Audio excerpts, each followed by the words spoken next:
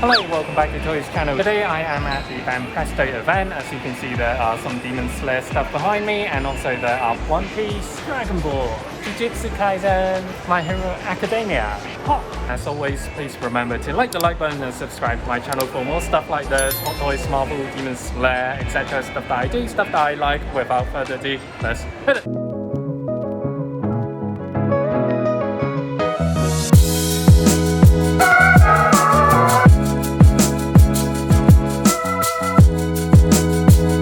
There's quite a lot of Demon Slayer stuff, such as the mini cube posket collection behind me, as well as the normal cube posket here. And then it's the prizes with the entire collection of all the pillars. And then we have the main characters, such as Tanjiro, Zenitsu, etc. And then it's the villains. I quite like the Muzan in the latest outfit, as you can see here at the end of Season 1. And then there are the motion additions, such as the Rengoku here, swinging his sword, and also there are the Grandista editions of the figures.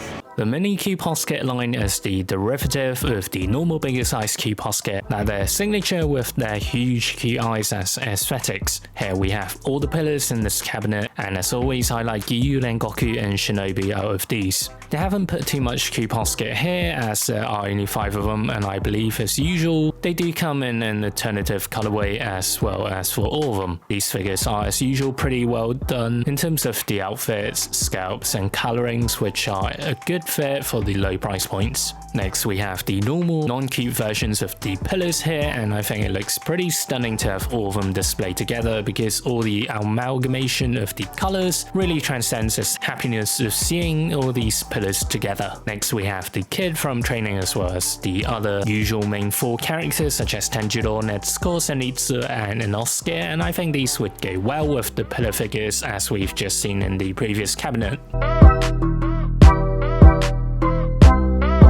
Here we have the collection of villains, and I love Muzan's new outfit we've seen at the end of Season 1. The details such as the scalp and printed patterns are nice, and that goes the same with the Louis figure behind as well. Down below we have the MJ version, which I like as well, and on the right we see Akasa and Emu as well. As usual, the prints and colorings are good on the samples, and it's definitely one sweet one in all our collections.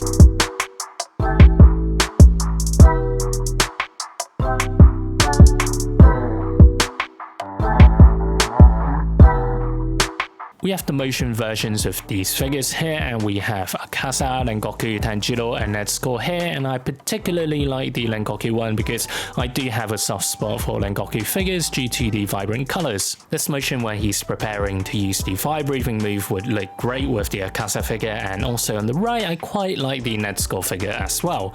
Though not my favorite, but it's of course good enough as is. Also the Akasa and Tanjiro figures look great as well. Lastly we have the Grandista line, because how can Bandai further exhaust your wallet? Sensible move would be to release bigger versions, and we're here in another loop again. As usual, the Jujutsu Kaisen part is quite thin on content or products, should I say. They're these cute cable holders, and I like the Sukuna one on the right, and for the bigger size figures we have Gojo here above looking cool as usual, as well as on the right we have Itadori and Megumi, which are fair figures, but the poses are nothing too exciting. For the first One Piece display, here's Hancock wearing a simple dress in 2 different colors, complemented by Nami here, as well as in this gesture of hers. Right on.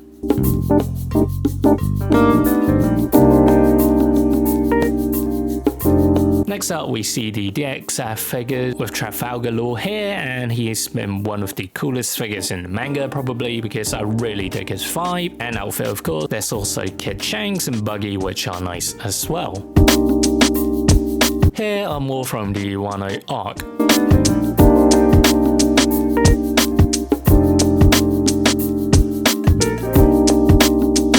No idea what happened here, but I'm sure the figures are taking a rest from the exhibition. Here we have the blue hair version of Vegeta, Trunks and Goku. Oh, Goku is in black hair. Here we have another dedicated display for female characters with Chi-Chi and Bulma cube posket figures here.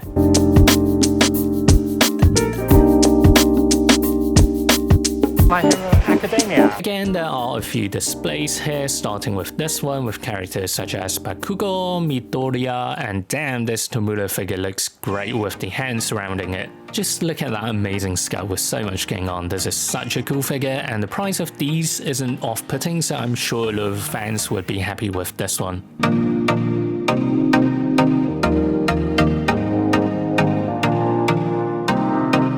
The other characters such as Toga also present in the cube basket form as well, and Todoroki and Uraraka.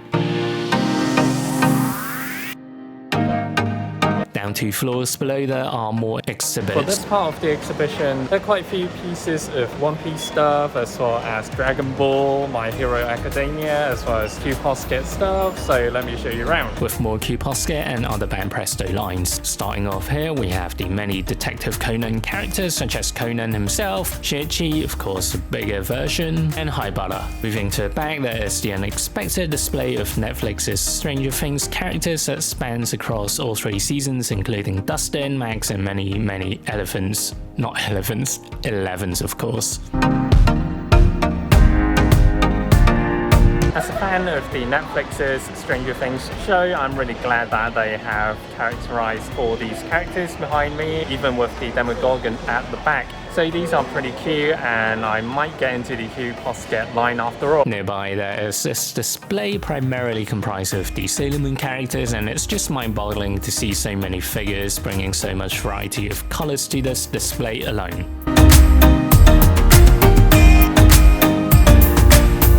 The other characters such as Cardcaptor Sakura and Nami from One Piece. It's just crazy how varied the IPs are, and that Bandai has managed to create so many to date.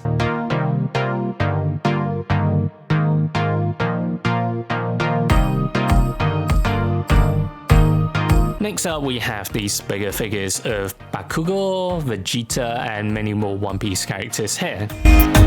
There's quite a lot of One Piece stuff here, and moving to the back, we have some random Narutos as well as a Gohan here. And moving on, we have more One Piece stuff such as Luffy in the middle and Ace. More One Piece stuff here, and also random Dragon Ball stuff, and then it's the My Hero Academia. What's an exhibition without the merch area, right? There are racks and racks of figures from various IPs. Behind me there are these Band Presto prizes, some of them which have been sold out for quite a while.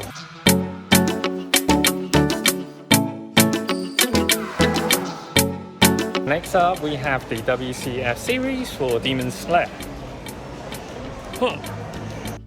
I'm actually quite surprised to find these ones here because they were long gone. And also there are these first versions of the main characters such as Tanjiro, Netsuko, Zenitsu. At the back there's Inosuke, Rengoku, as well as the MJ, Muzan as is. New lady form of course, that was before they were all murdered pretty much, except for the still rest in peace. Of course there are the Cube Basket editions as well, tons and tons of them.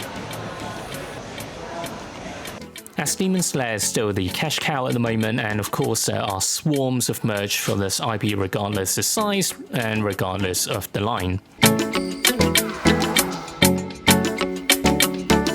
Although I do quite like these as a whole, but these are too cute, so I am holding out on purchasing these. I mean, it looks good nonetheless. There are more One Piece and other IPs here, and they also had the Wano ARC figures on sale here from One Piece. As there's too many for me to cover, but one thing to note is that they have the monotoned black and white versions of the figures that are exclusive to the exhibition, but personally in general I like my figures with colours. As it's Halloween, there are these very festive cakes and they look so good aesthetically.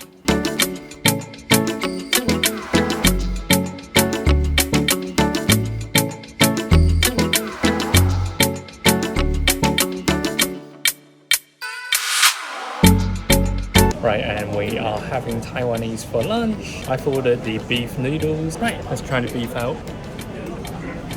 The noodles quite good, fair I'd say. The texture's okay, quite bouncy. In terms of the broth, it's quite conventional as I'd put it, and the beef is actually quite good. They use the beef tenderloin for the cuts, so you can actually taste the layers of difference between the gelatin layer as well as the meat layers. Carrots are okay as well, succulent radish, okay as well, no complaint. The wings were quite normal soy sauce wings or these dark sauce wings. For the goose, it's a bit fatty, but the meat was okay as well. And in terms of the noodles, quite bouncy, bouncier than the beef noodles that I had. Sorry for my standards, but it's just okay there.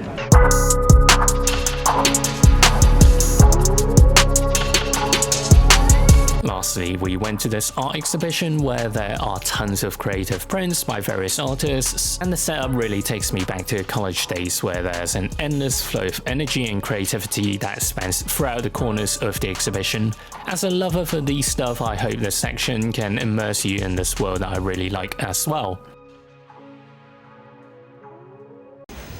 And also we have the endless video of a banana being stitched together. Why not?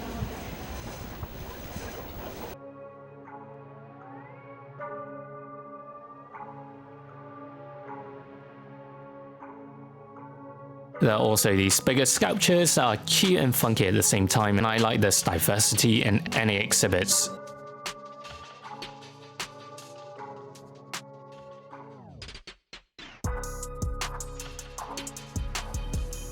Of course, as a lover for toys and figures, I like these displays here with this cat and the cans of fish.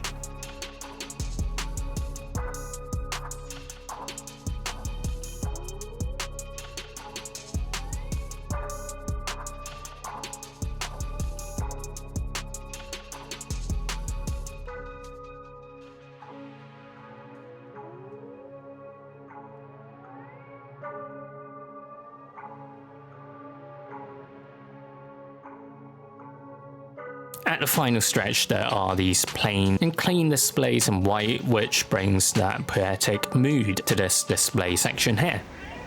There are tons of stunning artworks on the window displays as well, including this one.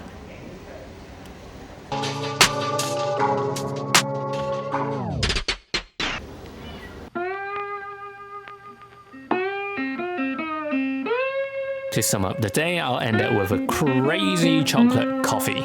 This thing looks crazy. Let me show you guys. Whoa. Right, okay, let's try it. There's so much chocolate in a good way. If you've enjoyed this video, please kindly like the like button and subscribe to my channel for more stuff like this. Marvel, Hot Toys, Demon Slayer, One Piece stuff, games, stuff that I like, stuff that I do. And I'll see you guys next time. Stay safe and